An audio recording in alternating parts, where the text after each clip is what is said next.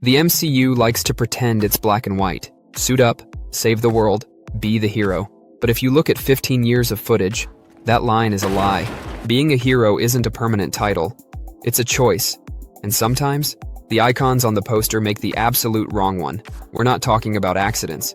We're talking about heroes using their power to lie, to enslave, and to kill, using the exact same logic as the villains they fight. Today, we're emptying the clip. Genocidal kings, professional assassins. These are the times an MCU hero officially acted like a villain. Wanda Maximoff in Westview. Start with the darkest turn in Phase 4. People call Wanda a victim of grief. Let's call it what it really was. A mass human rights violation. Westview, 3,000 people. Brainwashed. Enslaved. This wasn't a sitcom fantasy. It was a nightmare. We found out later they were in constant mental agony, screaming inside their own heads, bodies forced to smile for the camera. Wanda knew, and she doubled down. Then she went on a multiversal massacre, hunting a child, America Chavez, to steal her life. Wanda acted like a villain because she decided her personal pain was worth more than everyone else's freedom. Tony Stark, the God Complex. The king of acting like a villain, for the right reasons. His ego has a higher body count than most bad guys. Age of Ultron. He bypassed every law on the books to build a genocidal AI. He didn't ask for consent. He just decided he was the world's secret king. But it's also the personal stuff. Tony's corporate arrogance literally created his own enemies. Mysterio, Vulture, Killian, all Stark's fault. He fired repulsor blasts into a room of civilians while intoxicated. He monitored the world without permission. Tony acted like a villain because he believed his brain put him above the law. Bucky Barnes, the strategic criminal. We usually blame Hydra. They melted his brain. They made him kill the Starks. We see him as a victim, but look at his choices after he got his agency back. The Falcon and the Winter Soldier. Bucky orchestrates the illegal prison break of Baron Zemo, a war criminal, a Kingslayer. Then, in Madripoor, he willingly reactivates his Winter Soldier persona. He brutally assaults people just to maintain a cover. He chose the tools of a murderer because it was the fastest way to get a lead. He didn't act like a hero. He acted like an operative who decided the ends always justify the violence. Steve Rogers, the self-righteous lie. Even the Star-Spangled Man has a dark side. For years, Steve Rogers buried a truth that didn't belong to him. He knew Bucky murdered Tony's parents. He stayed silent. He didn't do it for Tony. He did it for himself. He wanted to keep his friend and avoid the fallout.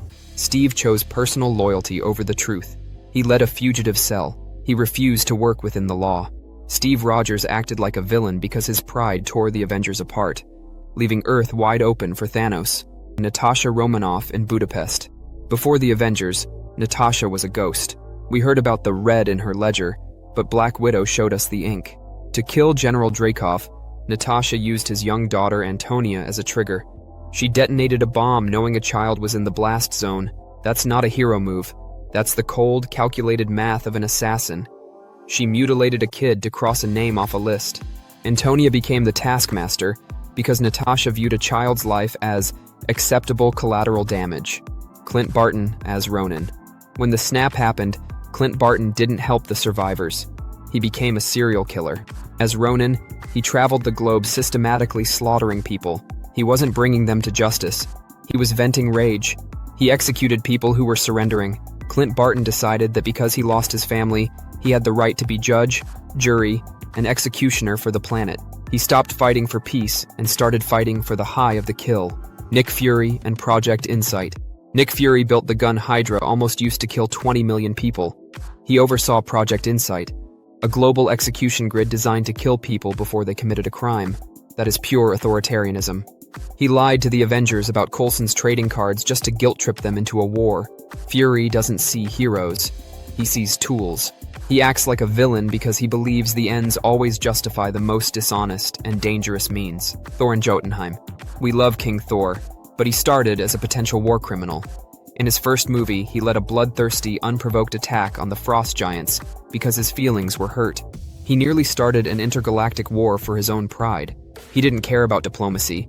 He didn't care about the millions of lives at stake. He just wanted to prove he was the strongest. Thor acted like a villain because he mistook strength for the right to start a genocide. Bruce Banner in Johannesburg. Bruce was under a spell, but look at the street level. To the people on the ground, the Hulk was the villain of the century. He rampaged through a city. He destroyed thousands of lives. This represents the hero's ultimate failure to contain the weapon inside himself. To the survivors, the Avenger label meant nothing. They just saw a monster destroying their world. Captain Marvel in Hala. To the Kree, Carol Danvers is the Annihilator. When she destroyed the Supreme Intelligence, she triggered a 30-year civil war. It stripped a planet of its air and water. She committed accidental planetary genocide. She acted like a villain because she had power without foresight. She was so focused on the bad guy that she never stopped to think about the millions of civilians who would die in the vacuum she created. Strange and Parker. The height of heroic negligence. In No Way Home, Stephen Strange and Peter Parker risked the stability of the entire multiverse to fix a social problem for a teenager. They cast a reality-shattering spell so Peter's friends could get into college. It was reckless. It was arrogant. It nearly collapsed existence. When you treat the fabric of space and time like a toy to fix your social life, you aren't a hero. You're a danger to every living being in the universe. Odin and T'Chaka, the Dark Kings. Odin and T'Chaka, two kings who built their thrones on blood and lies. Odin led a genocidal campaign across the 9 realms. T'Chaka murdered his brother and abandoned his nephew in Oakland to save his reputation. They acted like villains because they prioritized the stability of their thrones over basic morality. They proved that at the top of the chain, there is no such thing as a clean hero. John Walker and Jake Lockley. John Walker committed a public summary execution with the shield. He used a symbol of hope to commit a war crime because he couldn't handle the pressure of the mantle. Then there is Jake Lockley.